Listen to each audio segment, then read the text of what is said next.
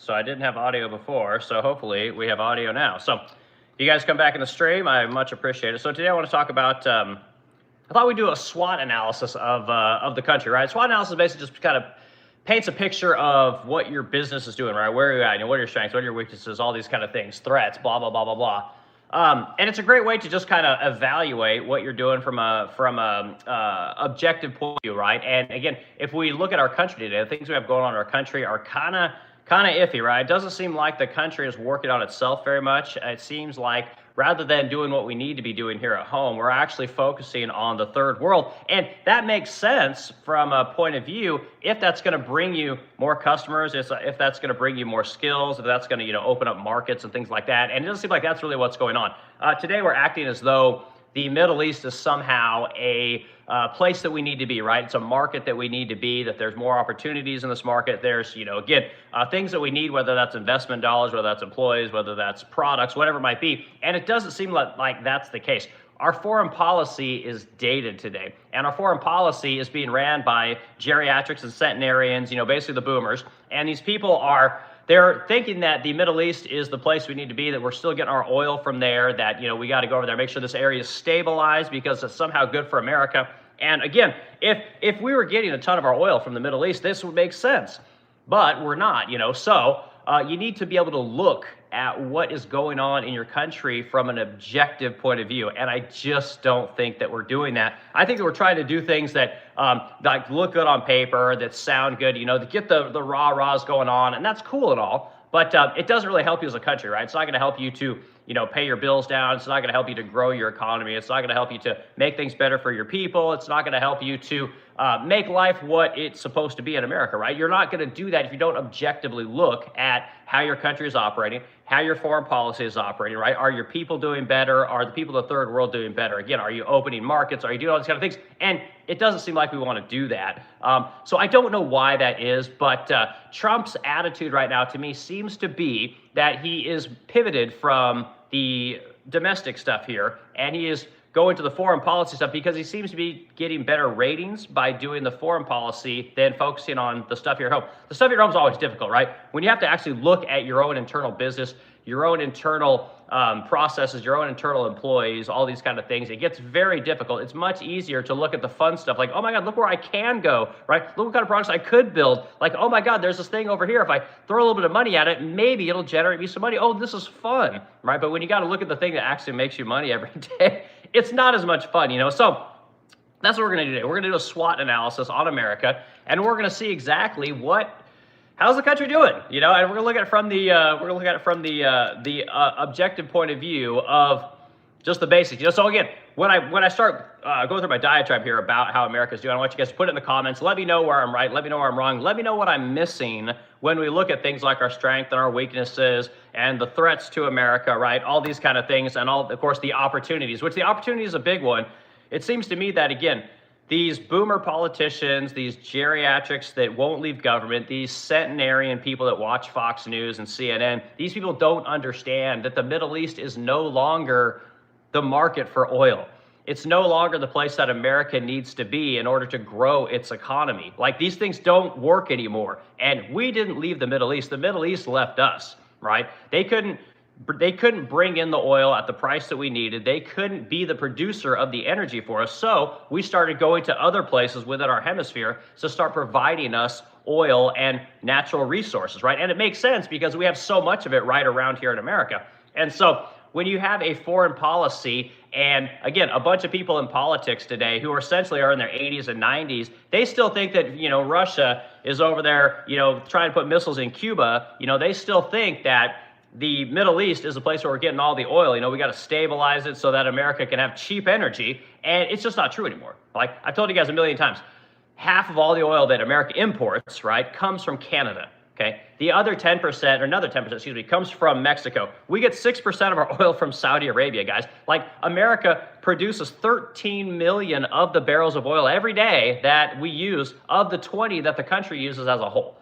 So we are not using the Middle East over there. So again, the question is why do we spend so many resources over there? Now, If the Middle East is the place where all the money is and they want to invest in America, well, maybe we're stabilizing this region so that these people can have, can make their money and then invest in America. That kind of makes sense. But I don't even see that going on, right? If we do an analysis of the Middle East and we look at how's Syria doing, how's Lebanon doing, how's Sudan doing, how's Iraq doing, how's Afghanistan doing. If we look at this entire region, the entire region has been destabilized, like everything.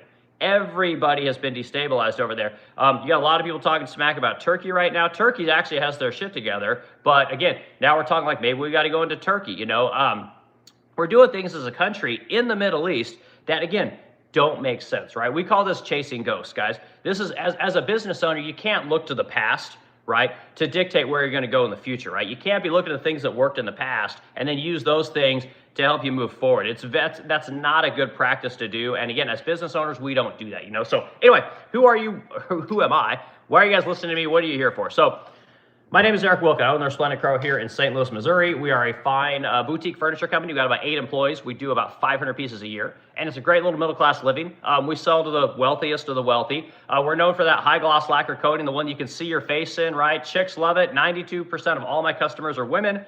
And if you guys want to see what it is that I do, you can go on Instagram under Modern Woodrunner, or you can go under the Resplendent Crow, and you can see exactly what it is that we do and how we make money. And again, anyone can do what it is that we do, and that's why you guys listen to me, because I'm a normie dude. I never graduated high school. I figured out how to get really good at something, and I talk to you guys how to get really good at something and turn that thing into money, right? Turn that thing into a small business, turn that thing into where you get to teach people how to do things, right? You become the expert, and then you become the person that, again, gives people skills, give people the opportunity to make money, helps people within your area do better for themselves, helps everyone locally around you to sell products, to learn skills, to do all these kind of things, So that's why you guys listen to me, and that's what I do. So what we're going to talk about today is, again, we're going to do a SWOT analysis.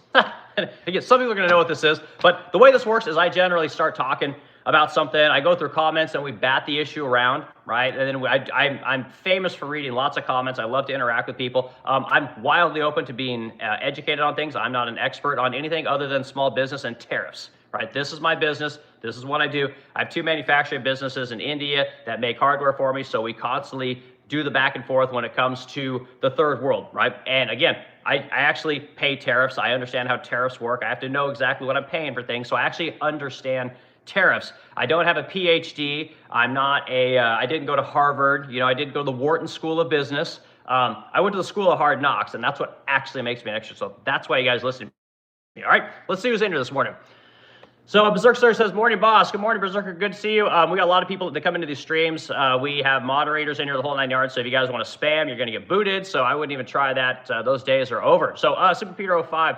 Yeah, it's the no sag guy. No, I'm sorry, dude. I tried to use I've got 2 different mic setups and they weren't working this morning. So anyway, okay. Let's see if it's not about oil and there's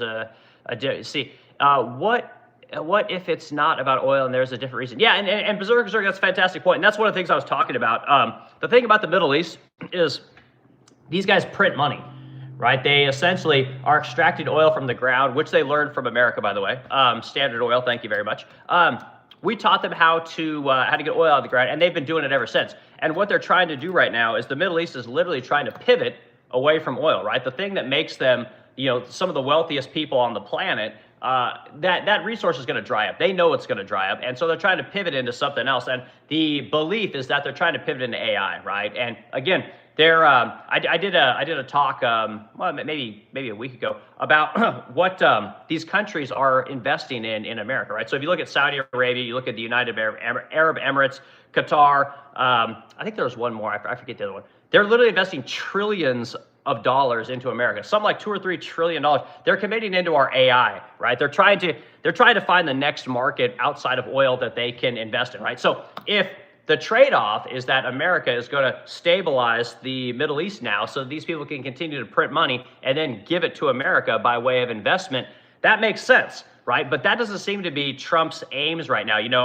If you guys look at what's happening in the Strait of Hormuz, you guys saw that oil shot up to whatever, $119 a barrel, and Trump's like out there, oh, this is bullshit. We can't have this, blah, blah, blah. Iran's doing this, Iran.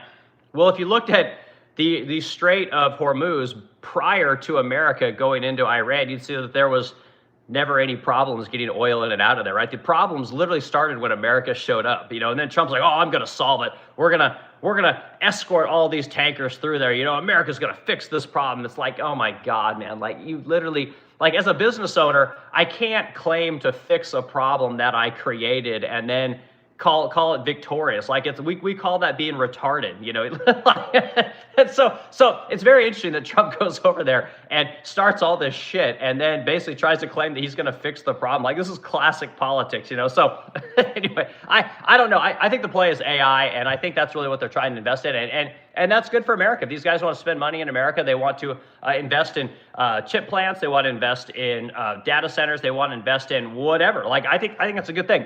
But there has to be an ROI that works for America, So what that is exactly, I'm not sure. Okay, Berserkian, okay, we answered your question. So Berserker, let me know what you think it is, man. I'm very curious what you think it is.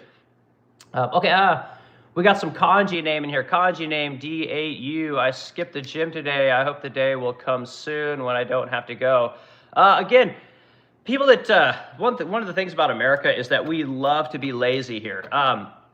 Everybody should exercise in the morning, even if it's only for 30 minutes a day. Get on the treadmill, get on the bike, go out and do a power walk. Go carry some heavy shit around. Wildly important. And I've exercised and ran marathons and done ultra marathons my entire life. I did obstacle course racing at a pretty high level for about 10 years. Traveled all over America doing obstacle course racing. A lot of fun.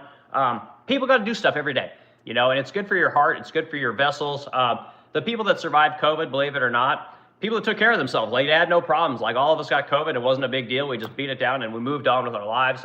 Exercise is wildly important, So that's all I'll say about that. Okay, we got Sir Jacob. In your Saudi Arabia alone contains 50% of the world's oil, ranking in at number 2. Okay, well, Sir Jacob, I think that's a great thing. So maybe that's what we're doing. Maybe we're over there trying to keep good relations with the Middle East so that we can get to that oil when we need it, because we're not using it now. And we were using it before, but currently we're not getting it, right? And so if you look at the Japanese model, guys, if you guys know anything about Japan, Japan is a small country.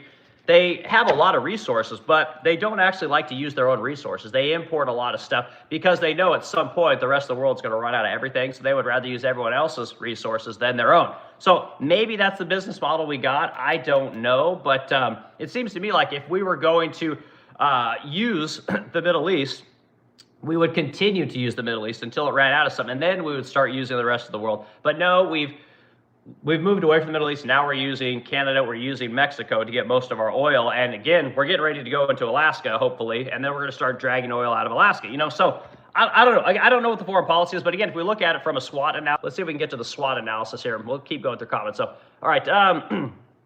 Okay, Sir Jacob, I like your comment, man. The other thing is that the largest holder of known oil reserves is actually Venezuela, which is probably the reason that Trump went over there, because he wants to secure that oil for America, and he also wants to make sure that oil isn't going to China, okay? Also, Iran sends oil to China, which, again, Iran has a lot of known oil reserves as well, but they're sending oil to China, right? So it seems to me like Trump's actual aim here is to cut off some of China's oil that they're getting, to cut off some of and basically make China run more into Russia, right? So Russia and China then become closer linked together, and you basically choke this country out. Other countries that will take oil from places like Venezuela and Iran are going to be countries like India, right? They're going to use a lot of oil, but again, America's going to cut all that stuff off and then again push India closer to America, hopefully. Trump's doing some crazy things here. I don't know that's good, but I don't know, man. I'm not a geopolitical strategist. Okay, Zane Hoskins Q6G. Hi, good morning. We got country. I want a place where I don't have to worry about time. Okay, well, time is what it is. All right, not found. V31. The Austrian painter was right. Okay, who's the Austrian painter? Okay, not found. It's died. We talk about like Da Vinci. I don't know who you're talking about. Okay, Quick thinking. All right, more comments here. You a loser with a stupid life. Okay, cool. Appreciate that. Thoughts on the military-industrial complex? Who's this Racker Stash at its gaming? Okay, the military-industrial complex is a major problem. Like again, Ike Ward to the military-industrial complex, and again, it's only growing. If you guys look at the stats on, I used to work for a military defense contractor called General Dynamics, right? So I worked for a subsidiary company called Gulfstream, and so there's basically 7 large defense contractors in America. There used to be about 70, right? So you've had massive consolidation of the military-industrial complex. And what that's done is it's increased margins on all of the arms that all these people make, which has given them more money to then influence politicians to grow the military budget every single year that we've been a country. And thus, more money goes into these defense contractors, and the cycle just repeats and repeats and repeats. And now we're at a point where we've seen it. We need to go to war, and what's happened is that we cannot actually build enough weapons to fight a little shithole country like Iran, right? Which is kind of disgusting if you think about it, because again, $1 trillion a year budget, we don't have enough weapons to fight a little war like, or what happens if we have to go to war with a country like China, or heaven forbid, a place like Russia that actually has a real military-industrial complex? Like, what are we going to do then? So I think that this Iran conflict, I hope, has really woken up America to its lack of manufacturing. If you guys follow a guy named Palmer Luckey, again, I did a video on him like a month ago.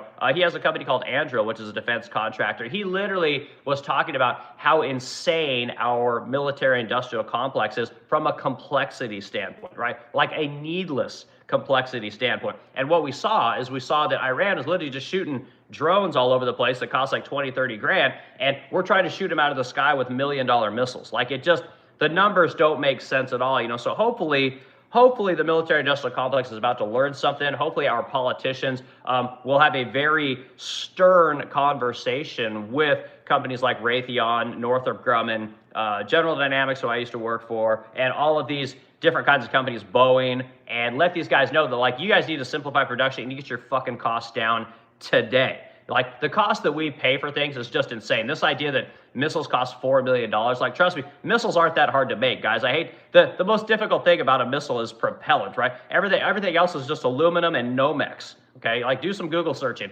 All right, okay, let's see, this is Chipotle Thunderbird, it's called Supporting the Military Industries. We need to feed the war machine. Yeah, again, we gotta break this cycle. I'm not a big fan of the war machine. I love going to war, but I don't like the idea of going to war for the sake of just beating up on poor people because it looks good here back at home for neocons and geriatric old fucks. Like, I just don't understand why we support this kind of a thing. And again, I think it's changing. I think that young people, basically people that are 40 and under, really see what's going on here, and they understand that we got real problems here at home that we're supposed to be working on.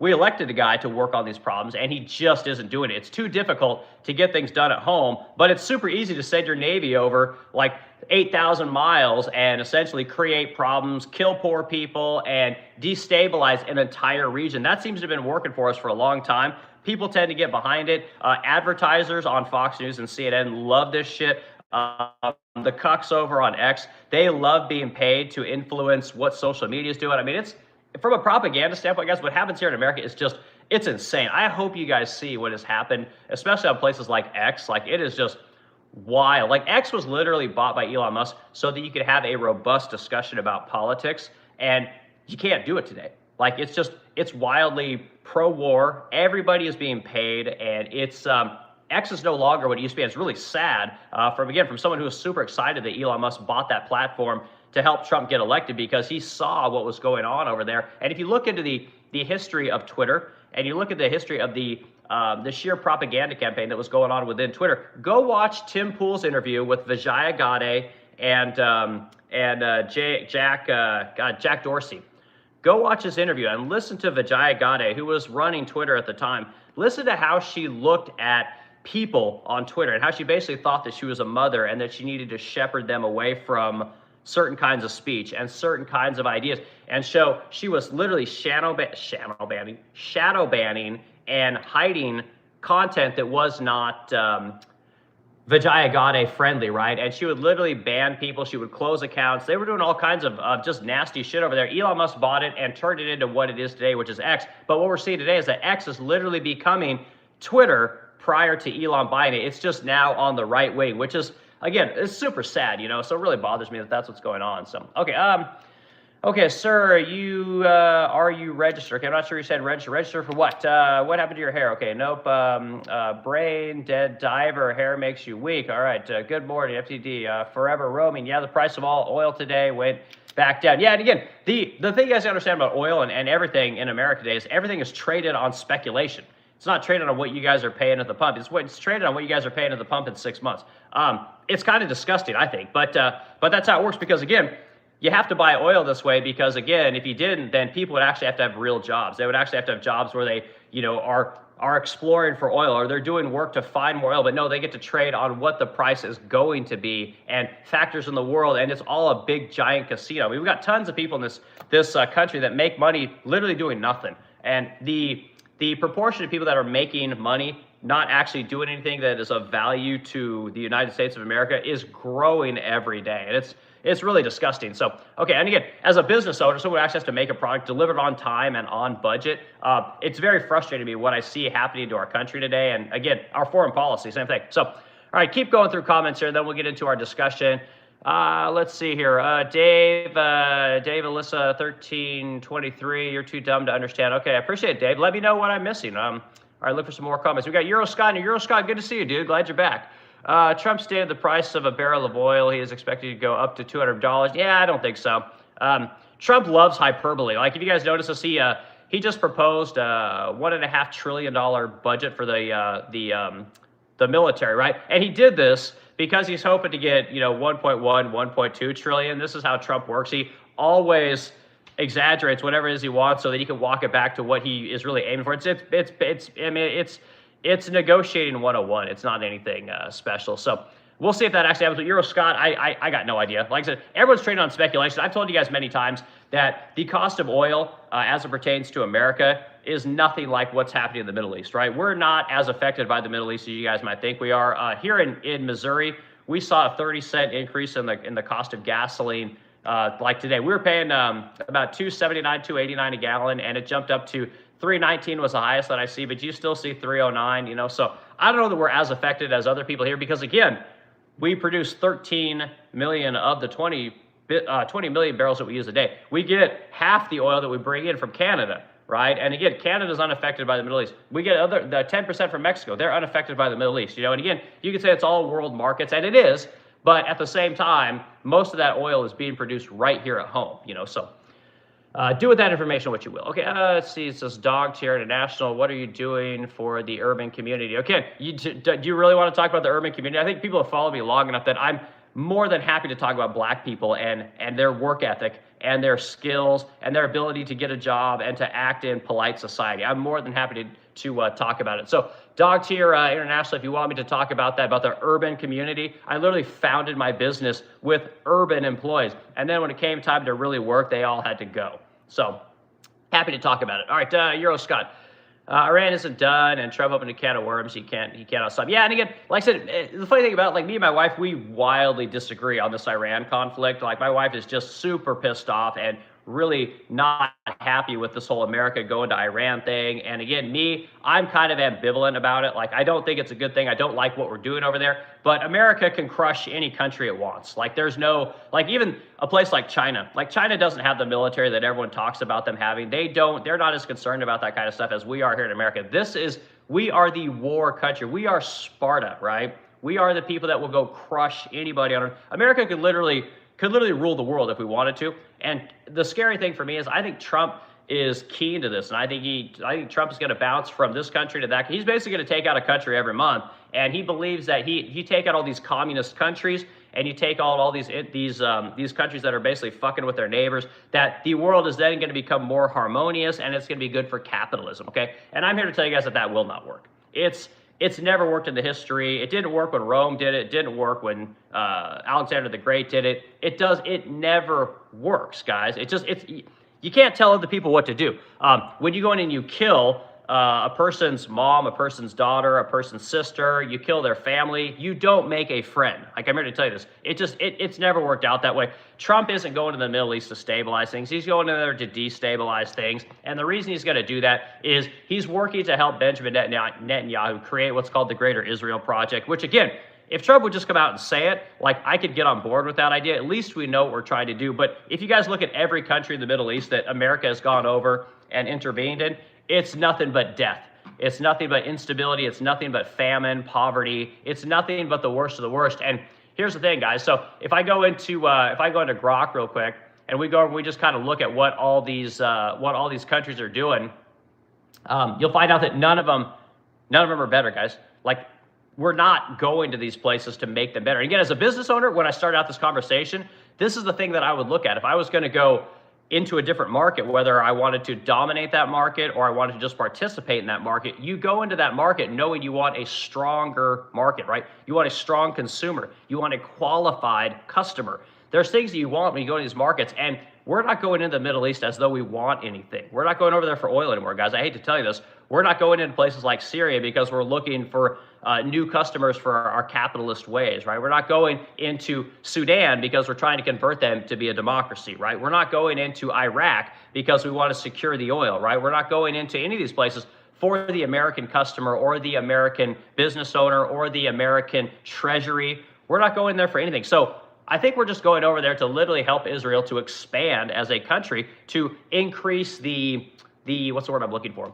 To increase the maybe the influence of a democracy, to increase the population of a democracy. Like, I don't know, but again, Trump is very wishy-washy about this, and I don't think he's being honest with the American people when he goes over to these places, so I'm not exactly sure what he's doing there. But yeah, I mean, Euroscott, I think you're right. Trump's got more plans for the Middle East, and the problem with Trump is Trump's a megalomaniac, right? So even if he can't get what he wants, what he'll try and do is he'll try and use the military might of America to bend reality into what it is that he wants.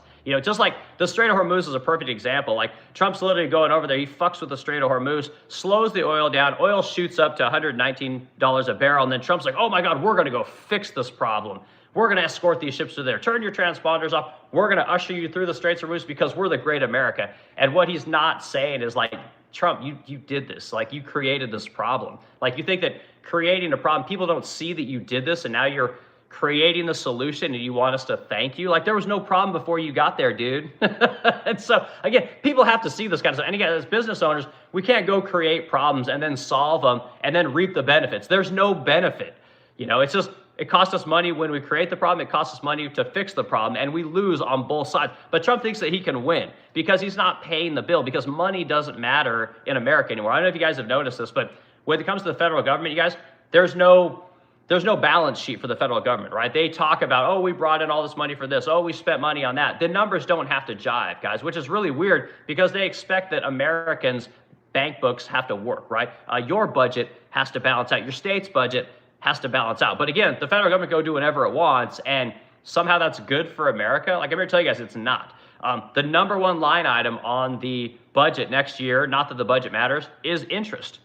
Which again, probably the number one line item for a lot of people in America today is debt, right? Is paying credit cards, is paying student loans, car loans, home loans. Everything's a loan. Everything is debt in America. And that's okay, provided you can make enough money to pay that debt down, right? Get some equity built up, and then you got an asset, that is worth something. But America doesn't operate that way anymore. So it's wildly frustrating. So anyway, let's keep going. Let's see, debates of everything present 2775. What oil to China when all oil plants are getting hit? Okay.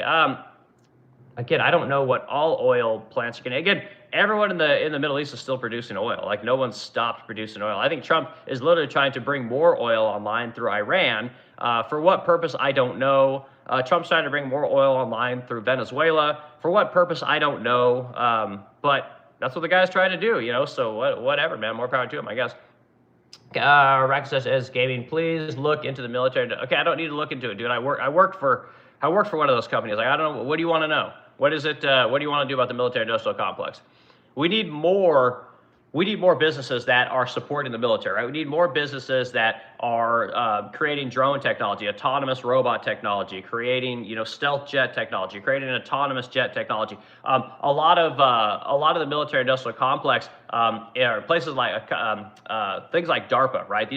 These are basically the skunk works of the military-industrial complex. These are going to be the government people that create new ideas, test new theories. We need more stuff like that, but we need more businesses supporting this industry. When you have 7 businesses that basically control the entirety of our military, that's a major problem. And Trump just met with, what did he meet with? Was it Northrop Grumman and Raytheon, I think? Basically saying that they need to triple the production of arms, right? Which is hilarious because we spend $1 trillion a year, okay? Where is all the money going? Why don't we have enough weapons, right? What is happening with those dollars? The Department of Defense has not been audited in 8 years, okay? Meaning they haven't passed an audit in 8 years. So basically, these 7 companies are stealing your guys' money, right? And they're stealing it not only by putting it in their pockets and putting it in their shareholders' pockets, but they're stealing it by not being efficient. They're stealing it by not providing a good value for the dollar that you are giving them. And will Congress hold them accountable? No. Will the president hold them accountable? No. Will more businesses come online to compete with them? No. And this is the problem with America today. We lack competition. You have, and pick your industry. It doesn't matter what industry, whether it's the military, whether it's, like I said, I talk about washing machines a lot, whether it's grocery stores, whether it's apparel, whether it's anything. Everything has been consolidated. Take my industry of furniture, okay? Hundreds of furniture companies have gone out of business, right? And it's essentially 7 or 8 large furniture businesses that own all the brands and make all the shit in the third world, okay? So massive consolidation in this country. It is a humongous problem. The military-industrial complex might be the worst because when you introduce the government as your only, well, not your only, but your main customer, there's a massive conflict of interest there because the government can print money. When you have to actually go out and chase a customer, you have to prove to them that you can make a product that they want, need, or desire, and you're going to produce it at a price that works for them. Very, very different discussion than when you have the government that can print money, okay? It's very different when you're in a war and your government needs munitions. You can charge whatever you want. So again, Trump just said, hey, you guys need to triple production. Well, guess what? Raytheon's not tripling production for free. Raytheon isn't going to triple production and then give you a better price because you're in a time of crisis. Trust me, Raytheon is not only going to steam up production, they're probably going to charge double for everything that they're making. Who's going to pay for that? You are. And are you going to pay cash? No, you're going to pay with credit. So, yeah, it's we're in a bad spot, guys. And again, it used to be that the balance sheet of your government would dictate what you could do as far as war goes, right? Like, okay, well, we need to tax the citizens. Are the citizens going to go for a tax in order to go to war? Well, we got to ask them. Okay, do we ask the citizen anymore if we want to go to war? Do we ask the citizen if we want to go do an incursion? Do we ask the citizen for anything? No. This is another example of why your government is not working for you, the citizen, anymore. There's a lot of things that need to be worked on at home. We're not doing any of that. It's too hard. It's too difficult. But again, the president can just send the Navy 8,000 miles across the ocean to go to some country that, again, none of you are ever going to go. None of you are ever going to visit, right? None of you really want to go. And that's what we're going to spend our resources on because, again, spending those resources here at home doesn't work anymore. There's no mechanism to do it by way of all the process that we have here in America. Not so much process where we go to the third world, whether we're shipping jobs to the third world or bringing the third world into America. Tons of process here in America if you want to kick out illegal immigrants. Tons of process in here if you want to lower taxes. Tons of process in America if you want to start a small business, right? So anyway, there you go. There's Eric's a little rant for you guys. All right, Christian's back into Christian Medwood. China is 20 years ahead of you. And again, everybody says this, guys. I don't believe it. China has some really cool shit. We see all the pictures. We see all the videos of what their towns and cities look like. And I think it's amazing. I would love to have what they have over there in China. But I don't think they have the military technology we have. And there's one thing we know about China for sure. And Christian Medwid. Christian Medwid. Again, thanks for being back here, dude. Anyone that comes back in these streams, I always make a point to shout you guys out because I really appreciate it. Even though you don't agree with me, we do the back and forth thing. That's how it should be. But I love the information. China only does one thing really well. They replicate, right? That's all they do. China has no technology of their own. If you look at their cars are all shit. I shouldn't say they're shit. They're of fine quality, but they're just replicating what we do. If you look at their military technology, they're just replicating what the Americans do. If you look at their AI, right, and you look at their social platforms, they're literally mimicking what American businesses do. And again, maybe that's what they're going to do. Maybe they'll get good at it. But what people have to understand about China, and again, nobody, for some reason, I can't get people to understand this, but China didn't become a superpower on its own. China didn't create some great technology or some great product that allowed them to grow their market, to grow their customer base, and to bring tons of treasure into China. Your country, meaning your politicians, but more specifically your large businesses, sold your country out to China. China took all the money that you guys sent there, all the jobs that you guys sent there because you wanted cheap t-shirts and you wanted cheap phones, and they built up that country into what it is today. So America paid for all of it, right? Then the American politician goes in and says, oh my God, China is doing all of this to America. China is stealing our products. China is stealing our RP. China is competing with America. China's military is growing, and thus we got to, how do we flank China, right? How do we combat China? How do we slow China down? Well, motherfuckers, the first thing you could do is stop sending all the jobs to China. Stop manufacturing everything in China, right? There's the first thing you could do. Super easy. Maybe put a 400% tariff on Chinese manufactured goods. Wild idea. But again, nobody wants to talk about that. We just want to say, oh no, China bad, China the enemy. Like, no, we did this, guys. And again, as a business owner, I could never do this. I could never send all that work to China. And then when China, shit got difficult to deal with them, oh my God, why are you sending me cheap shit anymore? Hey, China, why are you making my furniture and then sending it back to America for, a third of what I make it for? Like, China, why are you doing this? The first thing you do is you stop making shit in China. It's common sense, guys. This isn't rocket science. But again, it plays well with boomers. It plays well with old people. And again, when you don't pay the American worker what they should get paid, it's super easy to say, well, I guess you need China because it's the only way that you guys can afford tennis shoes. It's the only way that you guys can afford cheap televisions. It's the only way that you can afford things A, B, C, and D is if you buy it from China. Like and again, if you're sad about the wage you make here in America, well, guess what? Now I'm going to bring Juan over here. I'm going to bring him in, and he's going to do the other jobs that you guys could do here in America. So basically, you're fucked. And nobody wants to call out the government. Nobody wants to call out big corporations. Nobody wants to call out the people on, hell, let's even go down to Etsy. You guys ever get on Etsy? So one of the things that Etsy was known for is, sorry guys, this is a little bit of a tangent for me. One of the things that Etsy was known for back in the day, because we started this business on Etsy. We had to get off of it because it became China Etsy. So one of the things that was cool about Etsy is you could sell handmade things on Etsy. You could make, you could make bracelets, you could make furniture, you could make shoes, you could make anything. And so on Etsy was a great thing for makers to sell to other makers and to sell people that wanted to buy things that were handmade. Well, what happened was Etsy decided, well, you know what? Let me back up. Private equity decided that Etsy, oh my God, Etsy's a really cool thing. They're making a lot of money. Let's buy Etsy. So private equity comes in, they buy Etsy.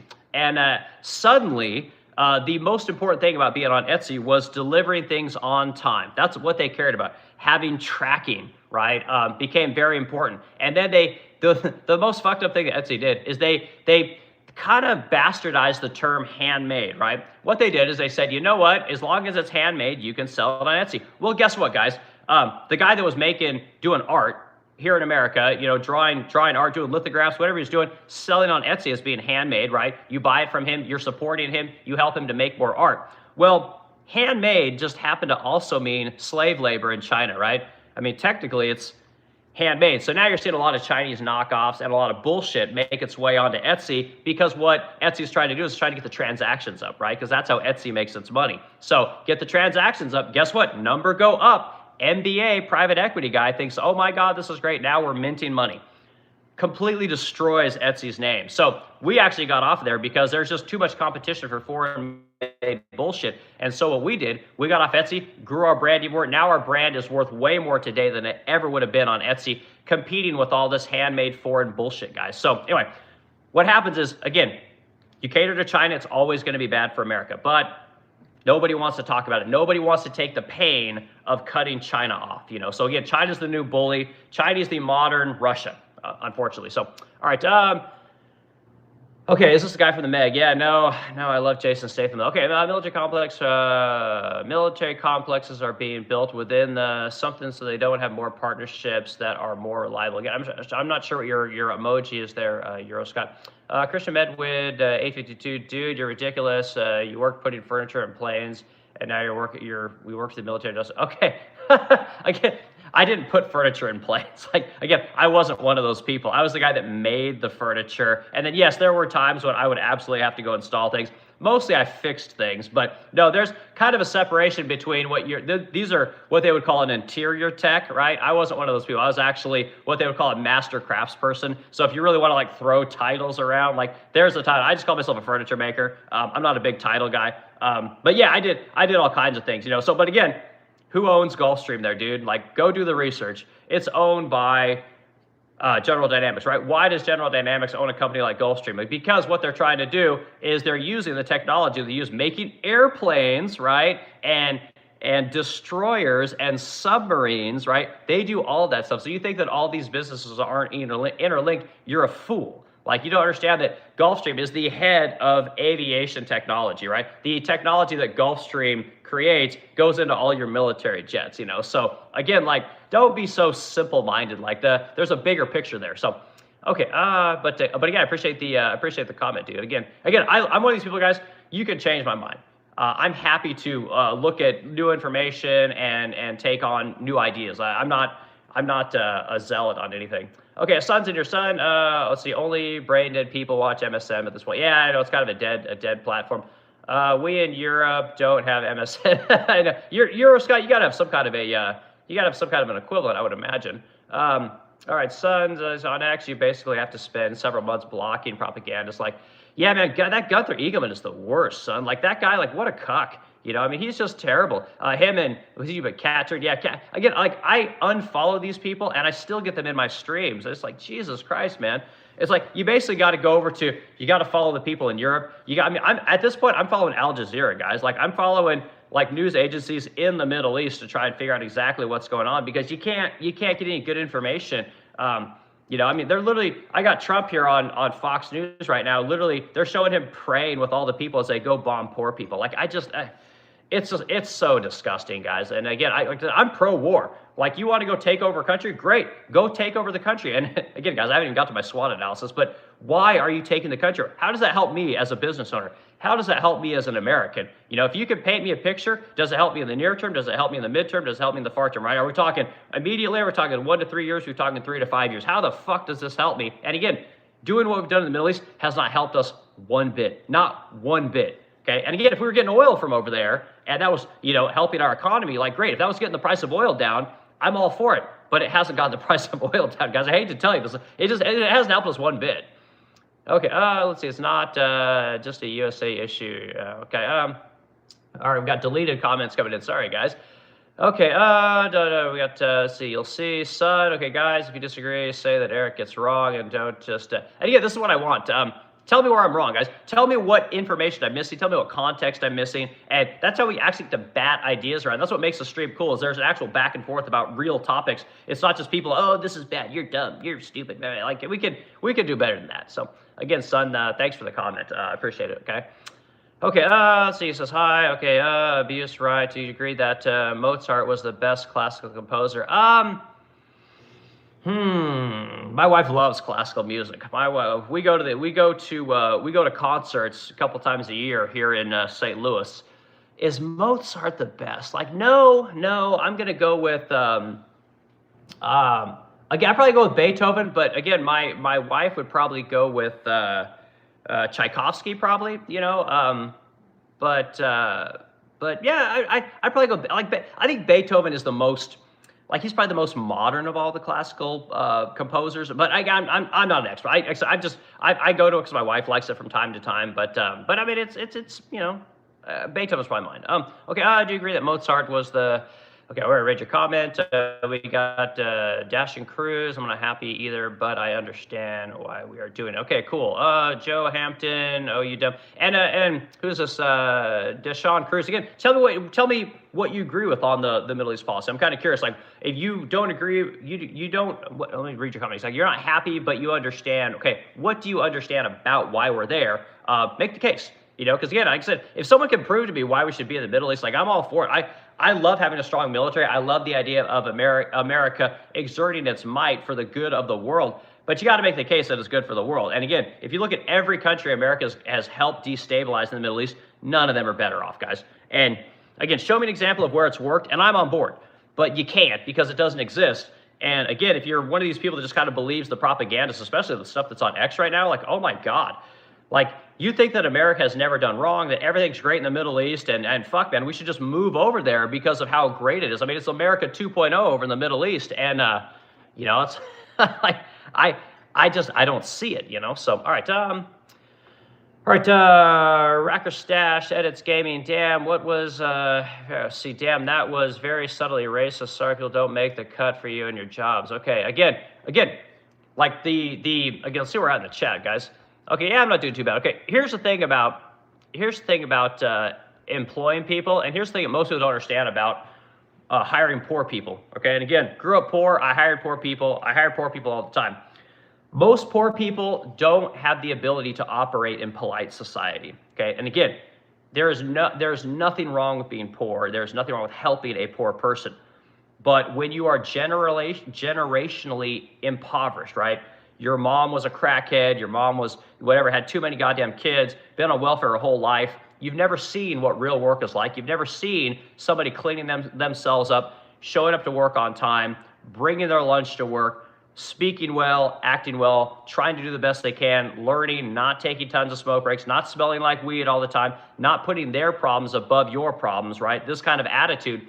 When you can't teach these people how to do this kind of stuff, the relationship doesn't work, right? When you then say, well, they're poor, they're black, they're a woman, they're a lesbian, they didn't have this opportunity, they didn't have that opportunity, they don't have any money, they don't have this. When it becomes all about what they don't have, right? When that is always the default, you will never help them, okay? At some point, you have to be willing to say to poor people, look, dude, you're gonna get an opportunity here. You need to come into work. Here's the expectation. Here's when you need to be here. Here's what we're going to do. Here's what you're going to get paid. Here's what you're going to learn, right? When you can't teach these people that there's a give and take in that situation, there is no way you're going to get these people out of poverty. Because as a business owner, and I say this all the time, as a business owner, my job is to teach people how to make money. It's to teach people skills so they can then take those skills out in the rest of the world and make money, okay? If I teach somebody something that's bullshit, guess what? They're never going to get ahead. I have no incentive to teach somebody to be poor. I have no incentive to teach somebody how to not operate in polite society. I have no incentive to teach somebody that is of low quality, right? There's no benefit to me because, again, I want all my employees to do the best they can, make the most money, because when they make money, I make money. That's how it works, okay? So this idea that business owners take advantage of people, that business owners aren't out to pay their people well, that business owners aren't providing safe places for their employees to work, that employers are essentially taking advantage of poor people, it's not true. And I push back hard against it because we got too many people that just throw out these fucking tropes. They're like, oh, it's the rich white guy taking advantage of the Mexican, or it's the rich white guy taking advantage of the poor black person, you know? And again, it doesn't work that way at all. Most of these people have no way to help themselves, and when they operate within a business, they don't understand that they're learning something, that they're in an environment of success, and that they need to do the same thing if they want to be successful, okay? And I say it all the time, like I said, we started this business with all black people, and then when it came time to, when Eric comes in with his old manufacturing ways, 20 years of manufacturing experience, when I say, you know what, you guys got to show up at this time, this is how we're sanding, this is how we're painting, this is how we're putting furniture together, this is how we're transporting, here's your work area, here's all your tools, and you're going to take your breaks here, you're going to take your lunches here. When that structure came in, they all left. They couldn't do it. They didn't want to do it. When I said no more hot boxing in your car at lunch, they didn't think that was fair, right? When I said, you know what, we started, 7 o'clock, if you show up at 7:15, I don't give a shit, right? If you take the bus, right, and you need a little bit of latitude, again, I don't care, that's your schedule. But your schedule is your schedule. But a lot of these people, they don't operate that way. They got so much fucking drama at home, you can't get them off their phones. There's a lot of problems that have to be worked on. And again, when you talk about this kind of stuff, everyone points to racism, and this isn't a racism problem, right? This is a generational poverty problem. And when you give those people opportunities, they fuck it up every time. And as a business owner that has to make money, right, my job is to deliver a product on time and of high quality. You can't have those kind of people in your business. So when I talk about how to help the impoverished, right, when I talk about how to get people out of poverty, how to teach people real skills that they can then teach to their kids and their kids and their kids, and they can become a generational carpenter, they can become a generational plumber, they can become a generational welder, furniture maker, whatever it might be, I talk about it because I actually believe it. And I think that we can teach more people how to do things, but again, you could lead a horse to water, but you can't make it drink, guys. Like, I'm sorry. And then when you put backstops for everybody, like Section 8 housing, like food stamps, like WIC, like whatever other, free phones, free everything, there's no incentive for them to learn skills because they can always fall back on the government, right? And until you get rid of that incentive, these people will never get out of poverty because they don't have to. And again, why would you come work for me? Why would you show up on time and learn something from a hard-ass guy like me, who again, grew up in a hard-ass situation, came from nothing, came from fucking poverty? Why would you learn from me? Like, Why would you look up to somebody like me? Like, again, I did all the same shit you did, but again, I turned it into, making a decent amount of money, living a fucking normal middle-class life. Why would you not learn from me? No, you ought to learn from a rapper, right? You ought to learn from a fucking, the 1% of the 1% athlete. You don't want to learn from a normal person, and especially if I'm white, like, oh my God, I'm the devil. Even though I'm trying to help your dumb ass, even though I came from the same fucking situation you came from, because I'm white, you don't want to learn from me. I'm a fucking racist because I tell you to, put on a fucking belt, right? I tell you to show up on time. I tell you to fucking get off your fucking phone. I'm racist. Oh, you don't care about me. Oh, you don't respect me. You know how many fucking times I've heard this shit from all you weak fucks? Like, I've heard this so many times, it's not even funny. And again, I don't mind talking about it because I don't give a fuck. You can't tell me I'm racist. Like, I literally started my company with fucking black people, and then I got rid of all of them because none of them want to do what it takes to actually operate in society, to make some real fucking money. So yeah, I push back hard against people that pull racism. I push back hard against people that say they understand poverty and that we need to help poor people. Like, I've spent my fucking life trying to help these people. And for the most part, I'm done. Until the federal government pays me to help poor black people, I ain't fucking doing it. I'm done. Like, they could all fucking be on poverty forever. All you people that claim that, businesses suck and jobs suck. I hate my job. I hate my life. All you fucking people, I'd rather you guys stay on UBI and welfare. Like, go be fucking poor. Go to college for another 10 years and tell me how that works out for you. Here, I'll give you all the tax money you want. Go live in that shithole Section 8 house. Don't try and buy a nice house. Don't go learn some fucking real skills. Don't go, have kids that you can really pay for. Just suck off the federal government. Stay the fuck out of my business, right? I'll hire the fucking third world. I'll bring H-1B visas in here, people who actually want to work. I'll hire them before I hire your fucking asses. And that's the real problem with hiring the poor. That's the real problem with hiring with people that are generationally in poverty. Again, we business owners, we know the real solutions to these problems. But again, it doesn't play well in politics. It doesn't play well on Instagram. It doesn't play well on social media, Reddit. Because again, you fucks are so good at virtue signaling on the internet. You're fucking terrible at coming up with real solutions. Again, we got so many virtuous keyboard warriors here on YouTube, on Instagram, on Facebook, on TikTok, all these places, X. They're everywhere. None of these people are actually trying to help the poor. They've never even tried in their lives. In fact, they won't even go into these neighborhoods because they're so scared of these people that they advocate for online. Like a bunch of weak motherfuckers. So anyway, there you go. There's your, you got 5 minutes of my time, so congratulations. Okay, guys, I'm going to go to 60 minutes, and then I got to get out of here. I got to go finish up this desk. I fucked up the top of this desk that I was working on yesterday, and again, I had to tear all the metal off, repolish the whole thing, put all the metal back on, and now I got to ship it out at 9 a.m., so I got to make sure that I'm there getting work done. Okay, Gary Gilmore, 69. I'm glad you can see through Trump lies. Yeah, and again, I voted for Trump for a long time. I like Trump as a guy. I like his attitude. But as a president, he has just been, I've been so disappointed. I can't even put it into words, And again, it's not like voting for Kamala would have been any better, but it wouldn't have been much worse. Trump hasn't helped us on the tax side. He hasn't helped us on the mass deportation side. He hasn't helped us on the tariff side. He's been as milquetoast as you could possibly get. And then every time he gets a little bit of pushback here at home, he bitches out. And now you see what's happening. He's running to the third world, right, where he can send our Navy, he can go blow up poor people, he can go do whatever he wants, and the propaganda will support him, right? The propaganda doesn't support here at home because we all can see with our own eyes what the fuck's going on. So he goes to the third world where Fox News will cover for him, the entire platform X will cover for him, I'm sure TikTok's covering for him because, again, owned by the Ellisons now, so guess who they work for? He could just hide whatever he wants over in the third world.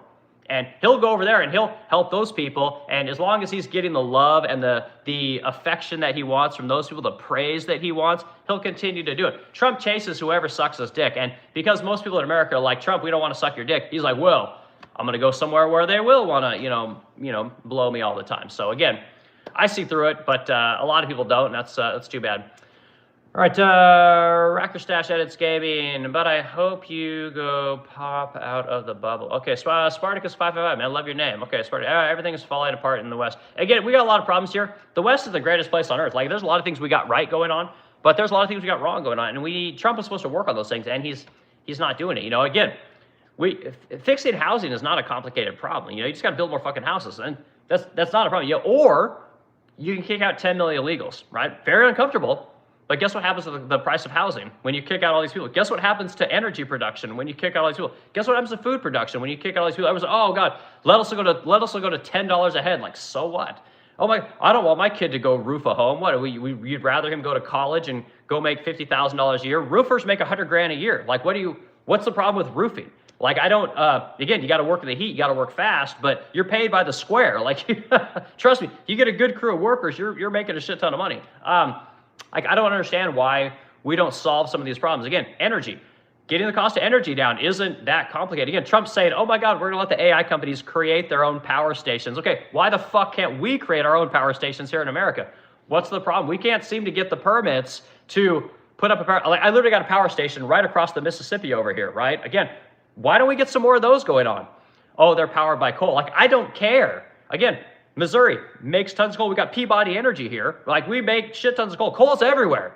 Oh, but it's dirty. I don't give a fuck. I want cheap energy. Give me some more natural gas stations. Give me some nuclear power stations. Oh, they're dangerous. Like, do you guys see a pattern here? The reason we can't do anything in America, and I talked about this yesterday, is because everyone's afraid of everything. Everyone's got some, reason to stop it because of permitting. Maybe it's NIMBYism, why we can't make anything. Maybe it's, we need to get permits, right? We got to do land impact studies. Maybe we got to make sure that the Indians aren't affected. We got every reason in the world to not do stuff in America. Every incentive in the world. And I don't know why. I don't know why we're afraid to build here in America. I don't know why we're afraid to grow this country. I mean, do you guys realize that we don't literally use a third of the entire United States? Like, if you guys look at the breakdown of America today, and again, sorry guys, you guys got me going here, okay? The country was founded in the East, right, on the East Coast, and it moved over to the Mississippi, right? And so this is the largest population in America is from the East Coast, the Atlantic, over to the Mississippi where I live, okay? Once they figured out how to get across the Mississippi in a meaningful way, then they moved west, right? They moved west. Now, on the West Coast, well, then you got the other large predominant population in America. Okay, if you guys look from about Idaho to fucking Nebraska, there is hardly anybody unless you get down where it's warm into Texas, right? Oklahoma, Kansas. There's a massive part of the country we do not utilize because it's cold, right? Because nobody really wants to live in these regions because there's nothing going on there, okay? We have so much land in this country, it is not even funny. And the reason I know this is because I'm married to an immigrant from India where they have zero land and 1.3 billion people, right? We have 3 times the land of, almost 4 times the land of a place like India with a fifth of the population, okay? So trust me, we got tons of stuff we can do here at home, but we act like we can't do anything. And I don't understand why. It doesn't make any sense to me. Because what, fucking everybody wants to live in Dallas? Like, go move somewhere else. Again, this is the only way I was able to make it in this world, right? Because I didn't want to live in fucking Miami. I was willing to live in Tulsa, Oklahoma. I was willing to live in Wichita, Kansas. Guess what? You can make some money. You can learn some shit. And then guess what? You can live anywhere you want. I can move anywhere I want. I can live in the richest part of the country. I can live in the poorest part of the country. Because I moved around where the work was, where the cost of living wasn't so damn high. So anyway, man, you got me going there. Okay.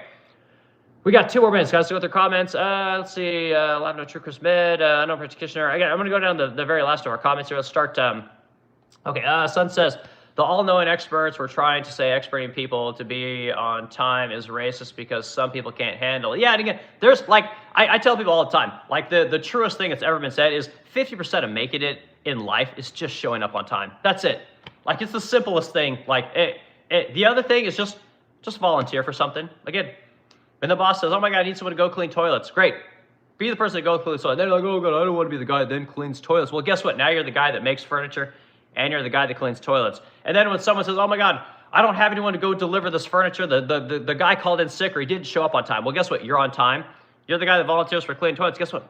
Volunteer to go deliver furniture. Well, then suddenly you're the guy that does all 3 of those things. Well, then what happens after that? Well, suddenly it's like, well, fuck, man, I need this thing. I'm just going to go ask Eric. I know he'll take care of it because guess what? Asking Tom just doesn't want to do anything. Or let's go ask Bill. Well, Bill, we don't even fucking know if Bill's here. Like, again, you guys see how this works? Like, it is not that complicated. Then suddenly you're the guy that gets all the opportunities. You're the guy that gets to build all the cool shit. You get to ask to do everything. If you want to go into engineering, great. We need a guy to go into engineering. You want to be the guy that goes into planning? Well, guess what? We need a guy that goes into planning. We need someone to go do auditing. Well, you're the guy that goes and does auditing. Well, we need someone that does fucking safety. Okay, well, fucking Eric will do it. Eric volunteers for everything. Oh, and then you become that person. Then guess what? You can do anything. You get to be the person at the company that gets to do whatever you want to do. You get to make your own way.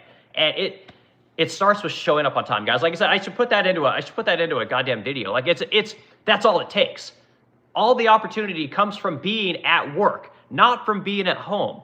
Like the opportunity comes from showing up on time, not being the guy that's always late, or being the guy that you don't know if he shows up on Monday. It's like everyone knows the guy, oh yeah, fucking Bill never shows up on Monday. He's like, for whatever reason, or so-and-so always leaves early on Friday. Like you don't want to be these people, guys.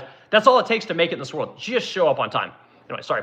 Son, that's, you guys got me going. Okay, let's see, Christian Medwid, 852, let's see, Afghanistan, Iraq, Chile, Vietnam, Panama, Nicaragua, Syria, Lebanon. Shall I continue? Where is all the winners? Yeah, and again, like none of these places are working. And again, we act like, oh, this is amazing. Like America just goes over and everyone just greets us as liberators and everything's better once America goes in there and destroys the government. It's like, no, it just gets worse, right? And I don't have the solution. I don't know how you get a country like Syria to become like America. Like I don't know how you do that. And I don't think that we know how we do it. But I know that we love to go over and shoot weapons at poor people and test out new products and test out new military strategies. And I don't think it works. So anyway, all right, son in here, Rack say, what's crazy? Can't respond to random quips from, yeah, and again, it's impossible.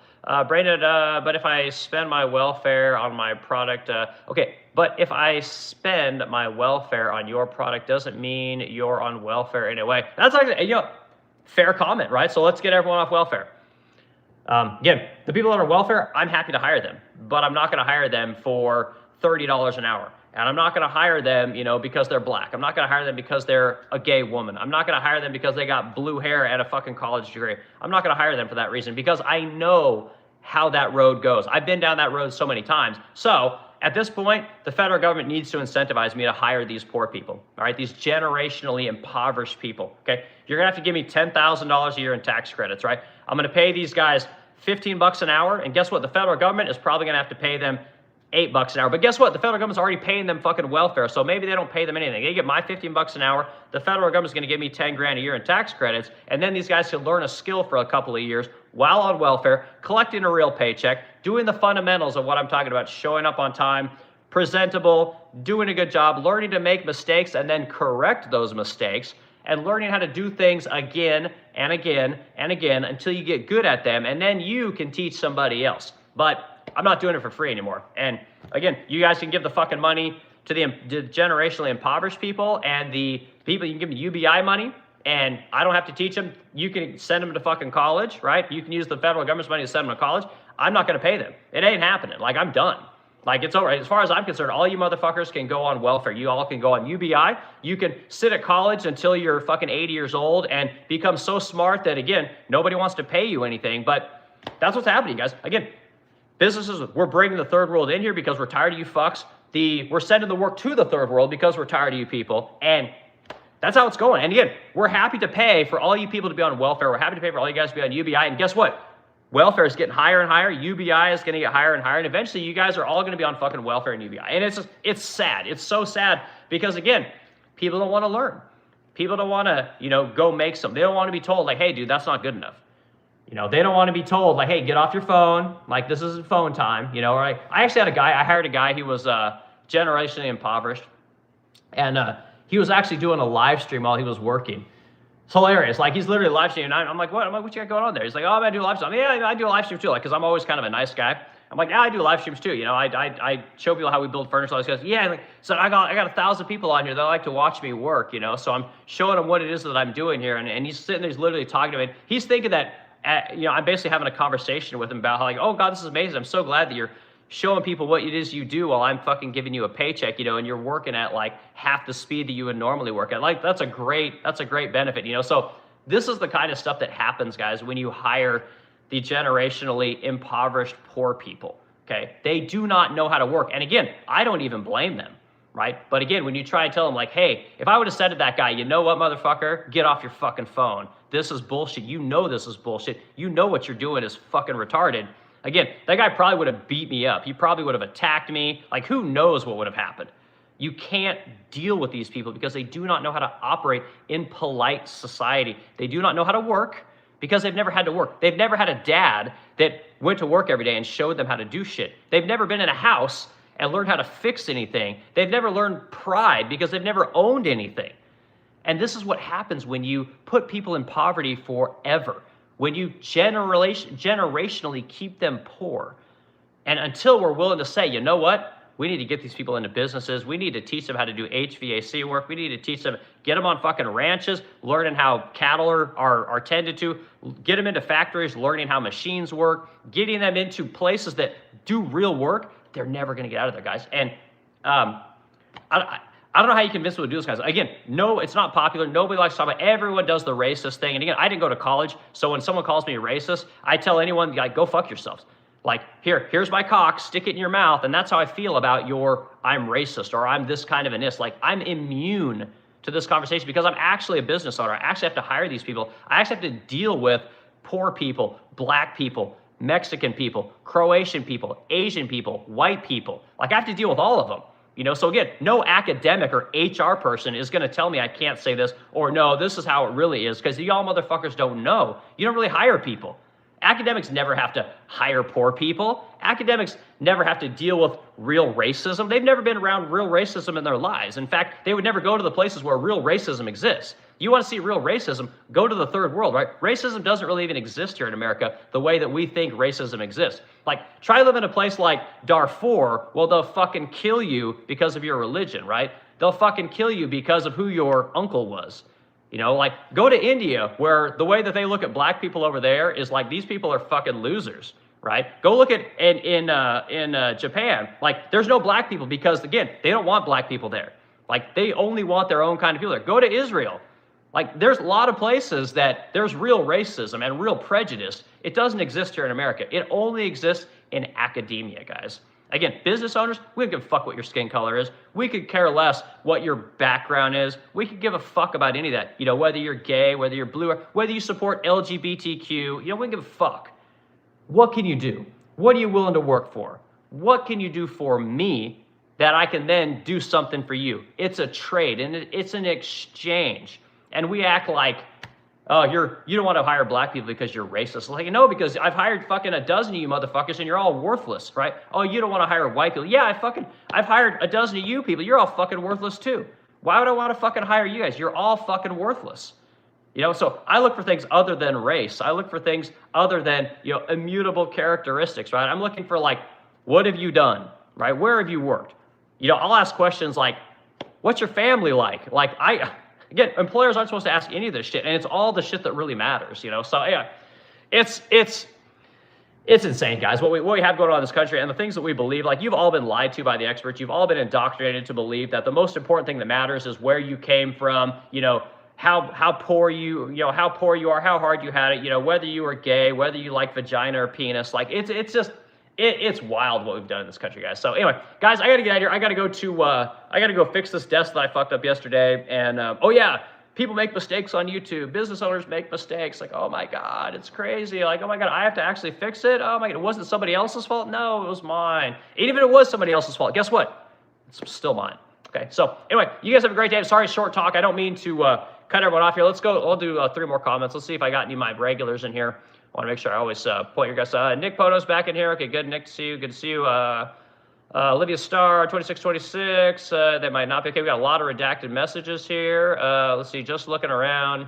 You can't teach people who have no concept of maintenance. Again, I'm not sure what you're saying there, but again, you can't teach people things when they've never been taught things, right? Very difficult to teach people how to learn. And that's what you got to do. You got to teach them how to think for themselves. You got to teach them how to recognize problems before they're problems. You got to teach them how to operate around other people. You got to teach them to be a part of a unit, to be part of a culture. And when they bring their grotesque and fucked up culture into a real culture that makes money, when those things jive, guess who loses, right? It's the person that doesn't know how to operate within the culture or doesn't know how to be malleable. They got to go. So, all right, Sally Jane, good to see you. Sally Jane, I hope you're still in here.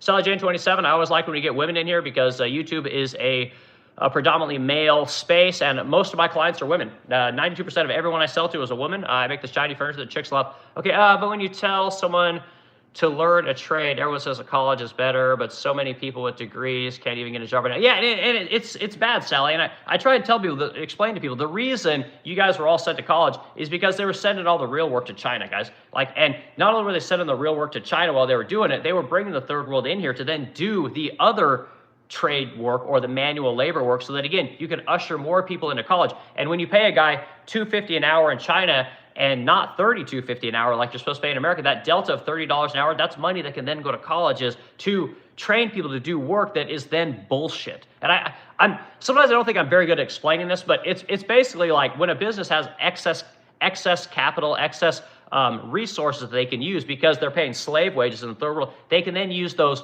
excess dollars and that slave labor to hire data analysts, to hire college graduates that learned about, ROI investment, that learned about tax policy. They can hire excess people from colleges because of the slave wages from the third world that they're bringing in here to do the real work. They can then hire people to do, marketing research, to, do focus group testing, to do what we call bullshit jobs in the real world. And that's, unfortunately, Sally, that's how it is. And we got to get more people doing real work. That's one reason you guys can't build homes here in America. It takes 2 years to build a fucking bridge to start to build a bridge in Baltimore, is because, again, colleges say, well, you got to spend 2 years designing that bridge. Colleges say, well, did you do your land impact study? Colleges say, well, how did the Native Americans feel about that bridge? Colleges say things like, well, we got to hire consultants, to make sure that we're getting a good idea of this. Is this bridge a good fit for this area? Even though the fucking bridge has been there for 100 years, they slow everything down because, again, they're all so smart. They all want to pass it around to everyone. They want to be a community of ideas, and everyone in America suffers for it. And no shade on colleges. Smart people, we need smart people. I need people to come up with better products. I need people to go to engineering school. I need doctors, to go learn how to fix people. I need a few things for colleges. But this idea that, again, you're dumb if you work with your hands, and guess what? If you go to college, will immediately make you smart, was a humongous lie. Colleges do not make dumb people smart. I'm sorry, they don't. They make smart people smarter.